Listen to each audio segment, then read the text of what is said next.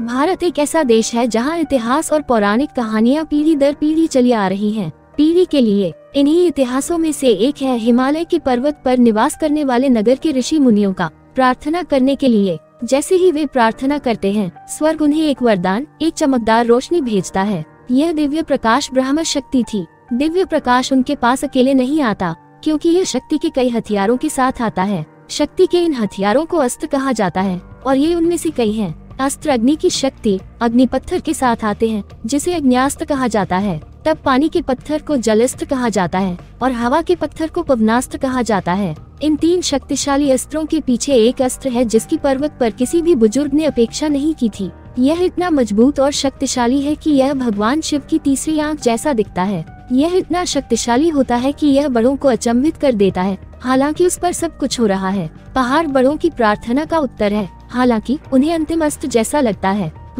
और वे तुरंत मान लेते हैं कि उन्हें इसे नियंत्रण में रखना होगा। अंतिम अस्त्र में बनाने और नष्ट करने की शक्तियां हैं, और यदि इसे अच्छी तरह से नियंत्रित नहीं किया जाता है, यह मानवता के अंत का कारण बनेगा। आखिरकार आकाश का शुद्ध प्रकाश जो उन पर चमका है, उस प्रकाश के पीछे एक बहुत ही सम्माननीय विधान है, एक शक्ति और एक बल जो पहाड़ पर सभी बुजुर्गों को तुरंत उनके घुटनों पर ले जाता है। वे घुटने टेकते हैं और अपने नए भगवान ब्रह्मास्त्र को नमन करते हैं। उस दिन से लोग ब्रह्मास्त्र को दुनिया को नष्ट करने से बचाने के लिए शुरू हो गए हैं। वे जानते हैं कि यह कितना मजबूत है, इसलिए वे सभी अपने अपने अस्त्र का उपयोग दुनिया को बचाने के लिए करते हैं। ब्रह्मास्त्र, वे इसे उच्च सम्मान में रखते हैं और उनके मन में उनके मिशन है, इसलिए वे खुद को बुलाते हैं ब्राह्मण पीढ़ी से पीढ़ी तक ब्रह्मास्त्र को पास करते हैं। आधुनिक भारत में मुंबई शहर में एक युवा लापरवाह लड़का है जिसके पास कोई नहीं है।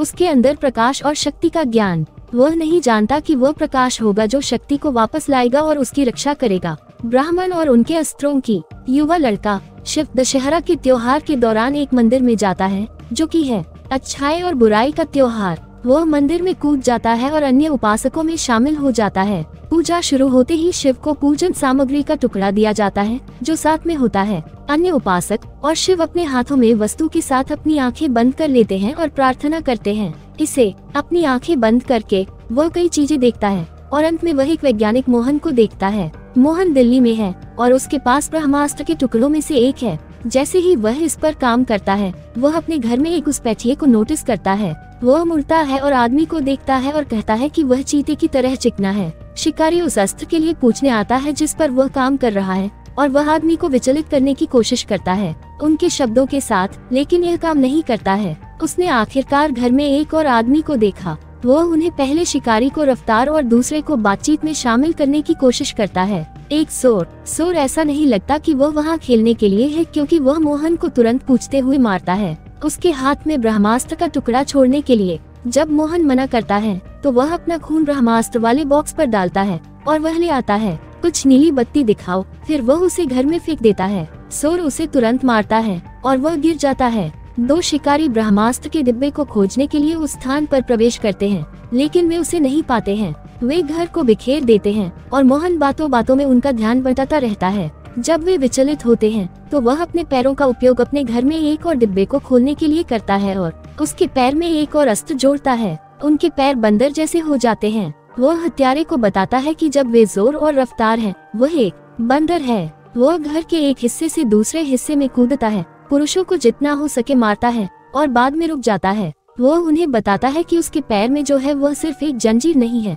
बल्कि यह वानरस्त्र नामक एक अस्त्र है, सुपर बंदर हथियार। वह शस्त्र की पूजा करता है और वह उड़ता है और वानरस्त्र से मिलता है। पुनर्मिलन के बाद वह अपने घर के खंडहरों में लौट आता है। सोचते सोचते सारी विपत्ति थम गई। वह फर्श पर एक दूरबीन लेता है और वह उसे उसके वास्तविक रूप में बदल देता है, जो वास्तव में है ब्रह्मास्त्र का टुकड़ा। वह इसे रखता है और उस पर एक महिला द्वारा हमला किया जाता है। वह उसे पकड़ने के लिए अपने जादू का उपयोग करती है और जोर और रफ्तार लौट आते हैं। वह उसे बताती है कि वह जुनून है, जिसका अर्थ जुनून है, और वह जुनून चाहती है। वह उससे पूछता है कि वह इसके लिए क्या चाहती है, लेकिन वह उसे फिर से याद दिलाती है कि उसका नाम क्या है। वह जबरदस्ती उसके पैर पर लगे अस्त्र को हटाती है और जुनून का टुकड़ा भी ले लेती है। वो उसे बताता है कि उसके भीतर अंधेरा है, लेकिन प्रकाश वाला कोई और व्यक्ति है और उसे यकीन है कि प्रकाश वाला व्यक्ति उससे लड़ेगा और दावा करते हुए टुकड़ा वापस प्राप्त करेगा। ब्रह्मास्त्र के अंधेरे और प्रकाश के बीच एक लड़ाई। प्रकाश हमेशा जीतता है।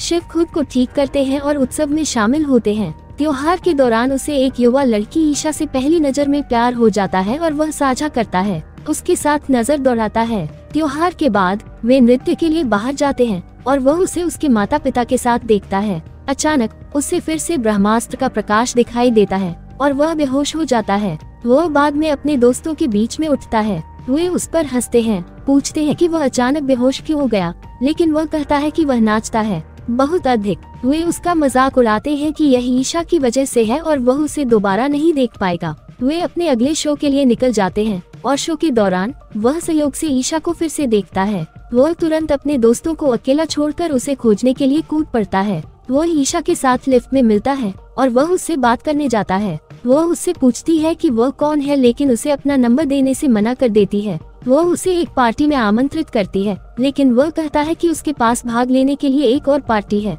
जैसे ही वह लिफ्ट से बाहर निकलता है, वह उस पर आरोप लगाती है कि उसने उसे अपनी पार्टी में नहीं बुलाया। वह उसका पीछा करती है और वह समझाता है कि वह एक अमीर घर से है और पार्टी नहीं है अमीरों के लिए। वे खेलते हैं और वह घर चला जाता है। वह अपने दोस्तों के साथ उसका पीछा करती है क्योंकि वे उसे अनाथालय में प्रवेश करते हुए देखते हैं जहां वह रहता है और अनाथों की देखभाल करता है। वह बच्चे के जन्मदिन के जश्न में शामिल होती है और पार्टी के बाद वह उसे अपने कमरे में ले जाता है और कहता है कि उसके पिता नहीं हैं। वह बताता है कि उसने अपनी मां को भी खो दिया है, लेकिन वह उसे परिस्थितियों के बारे में नहीं बताता जिसमें वह उससे हार गया। वह इस बारे में बात करता है कि जब उसने उसे देखा तो उसने प्रकाश को कैसे देखा और कहा कि वह प्रकाश है। वे हाथ पकड़ते हैं और अचानक वह फिर से ब्रह्मास्त्र की दृष्टि देखता है। वह डगमगाता है और लगभग गिर जाता है। वह ईशा को यह कहते हुए कमरे से बाहर चला जाता है कि वह आ रहा है। वह जुनून को मोहन को यह बताने के लिए प्रताड़ित करते हुए देखता है कि ब्रह्मास्त्र का अगला टुकड़ा कहाँ है। जुनून वश मुकुट को नियंत्रण का ताज कहता है और मोहन को प्रताड़ित करता रहता है। वश मोहन के दिमाग में हेरफेर करता है, उसे बताता है कि वे जानते हैं कि वह पहला रक्षक है और वह उन्हें बताना चाहिए कि दूसरा रक्षक कौन है। वह कबूल करता है कि दूसरा कीपर वाराणसी में है, जो अनीश शक्ति नाम का एक कलाकार है। जब उनके पास तीसरे रक्षक का नाम लेने का समय आया तो वह चिल्लाया उन्हें रोकने के लिए और जुनून की शक्ति बंद हो जाती है। वह कहता है कि वह उन्हें फिर से कुछ नहीं बताएगा और वह चट्टान से नीचे कूद जाता है और मर जाता है। उनके मरने के बाद शिव जागते हैं। शिव को याद है कि उसने ईशा को उसके घर छोड़ दिया था। वह वहां लौटता है और बच्चे उसे बताते हैं कि ईशा ने उसके और उसके लिए लगभग 2 घंटे इंतजार किया।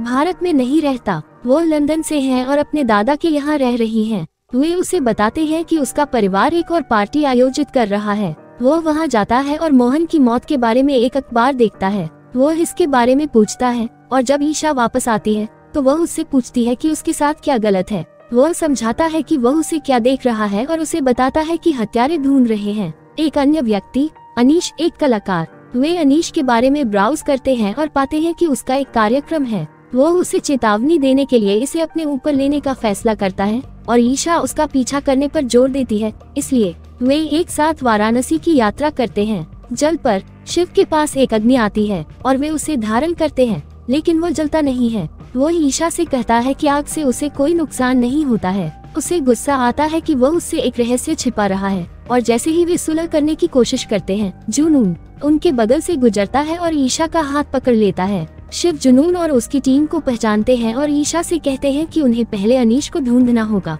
वे अंततः अनीश को देखते हैं, लेकिन उनके पास हथियारों के बिना उसे भेजने का कोई तरीका नहीं है। ज्ञान ईशा सुझाव देती है कि चूंकि हत्यारे उन्हें नहीं पहचानते, इसलिए शिव को अनीश के पास जाना चाहिए और वह रफ्तान को विचलित कर देगी। उनकी योजना काम करती है, लेकिन रफ्तान को लगता है कि ईशा ने जानबूझकर उसका ध्यान भंग किया। वह उसे मारने के लिए बाद में उसके पास जाता है, लेकिन वह शिव का नाम चिल्लाती है। शिव लड़ने के लिए जाता है और अनीश बंदूक की गोली लेकर उनकी मदद करता है। जुनून के आने पर अनीश उन्हें गायब करने में मदद करता है। वे अनीश को अस्पताल ले जाने की पेशकश करते हैं, लेकिन वह मना कर देता है और उन्हें जाने के लिए कहता है। शिव उसे बताता है कि वह जानता है कि वह ब्रह्मास्त्र गुरु आश्रम और वे जाना चाहता है। उनसे उनका पता देने के लिए विनती करे ताकि वे उन्हें वहां तक जा सकें। थोड़ी देर गाड़ी चलाने के बाद वे रुक जाते हैं और शिव अनीश से पूछते हैं कि क्या वह टुकड़े को देख सकता है। अनीश के साथ ब्रह्मास्त्र तुरंत अनीश उसे दिखाता है और वह फिर से दर्शन देखता है जो जुनून को कुचलने के बारे में है। अनीश ने उन्हें आश्रम जाने के लिए कहा। ब्रह्मास्त्र की रक्षा करना उनकी जिम्मेदारी है और वह जुनून से लड़ने का इंतजार करेगा। वह अपने संस्कृत मंत्रों को बुलाता है और एक भारी बैल निकलता है। वह ट्रक को पीछे धकेलता है और शिव उसे बेहोशी की हालत में देखता रहता है। आखिरकार वह धक्का देता है, ट्रक बंद लेकिन मर जाता है। रफ्तार शिव और ईशा पर हमला करता है और वे भी उससे दूर जाने की कोशिश करते हैं। उनकी कार चट्टान से गिर जाती है लेकिन वे बच जाते हैं। वे आश्रम में पहुंचते हैं और शिव इसे खोलने के लिए इमारत के अंदर कूद जाते हैं जबकि ईशा बाहर रहती है। रफ्तार ईशा पर हमला करने की कोशिश करता है और गुस्से में शिव आग बुलाते हैं जो रफ्तार को पूरी तरह से नष्ट कर देती है। वह तुरंत गिर जाता है लेकिन उसकी शक्ति इमारत के अंदर से गुरु को बुलाती है। वह कुछ दिनों के लिए कोमा में है। वह देखता है कि जब वह बच्चा था तो कैसे उनके घर में आग लग गई थी और उसके अलावा सभी की मृत्यु हो गई और वह जुनून को अपनी मूर्ति ब्रह्मास्त्र के लिए भीख मांगते हुए देखता है। शक्ति दावा करती है कि उसे जगाने के लिए शक्ति की आवश्यकता है। वह उसके लिए ब्लॉक का एक टुकड़ा जारी करता है।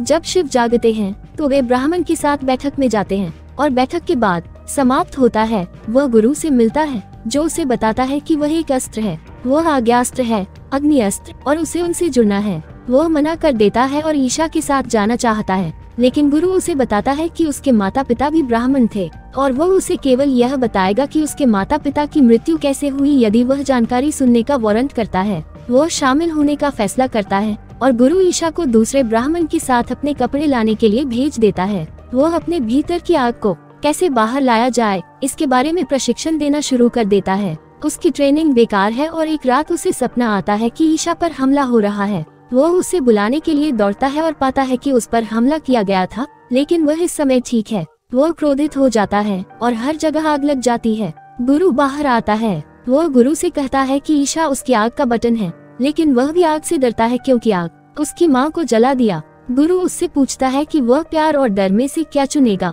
और वह प्यार को चुनने का फैसला करता है। अपनी आग बुझाता है। जब तक वह कुशल नहीं हो जाता तब तक वह प्रशिक्षण लेता रहता है और एक दिन वह गुरु से अपनी कहानी फिर से मांगता है और वह अपनी आग खेलता है। वह जिस आग से खेलता है वह जुनून के एक आदमी के दिल को जला देता है और वह हमला करने के लिए आता है। उन्हें उसके रुकने के बाद आग बुझ जाती है और वह आदमी भाग जाता है। वह गुरु को बताता है कि वह आदमी जुनून का आदमी है और गुरु कहता है कि उसकी गर्दन पर काला लक्कन है। अग्नि अस्त्र की शक्ति और वह उन्हें कहानी सुनाने का फैसला करता है। वह बताते हैं कि 30 साल पहले ब्रह्मास्त्र एक टुकड़े में था और वे पूजा कर रहे थे। यह नदी के अंदर योद्धाओं में से एक देव इतना मजबूत है कि उसने सारी अस्त्र शक्ति सीख ली और वह है आज्ञास्त्र को सबसे पहले मुक्त करने वाले। हालांकि वह ब्रह्मास्त्र भी चाहता है और चूंकि वह मजबूत है इसलिए वह परिषद को नष्ट कर देता है और इसे चुराता है। उस दिन पृथ्वी और स्वर्ग एक हो जाते हैं और ब्रह्मास्त्र जीवित हो जाता है। यह पता चलता है कि देव का जुनून दुनिया के अंत का कारण बन सकता है। हालांकि